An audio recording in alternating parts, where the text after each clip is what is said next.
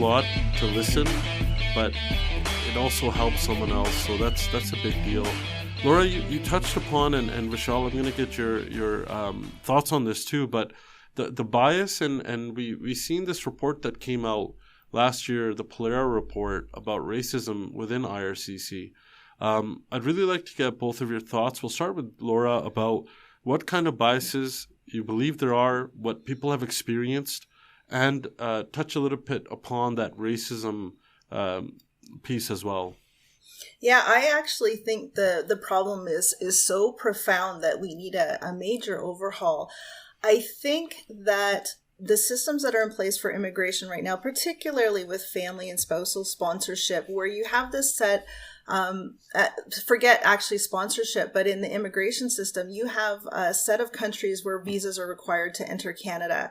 And if you look at that set of countries where visa is required, there's a lot of people with different skin colors in those countries.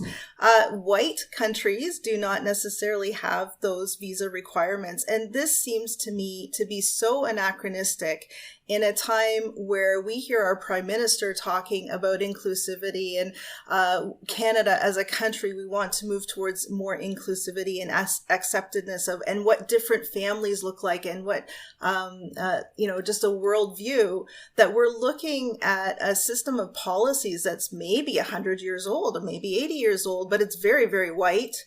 So I actually think that we have to stop this idea of having visa countries where there's people of a different color that require a visa and people that are white do not require a visa. I think that needs to be completely changed. And I think that's so ingrained that it is definitely embedded in the immigration system as well.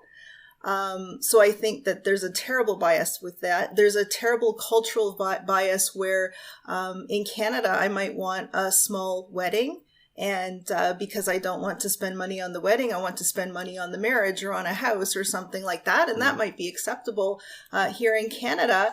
But you hear stories about, for example, in India, where there's a view held, and it's a biased view held, that every wedding is 3 days long, and very expensive and very colorful and, thousands of guests. And if you are a modern person that has economic concerns and you want to have a small wedding, that is your business. Absolutely. So we should not be looking at immigration files based on really any kind of cultural norm, because that's not the world we're living in anymore.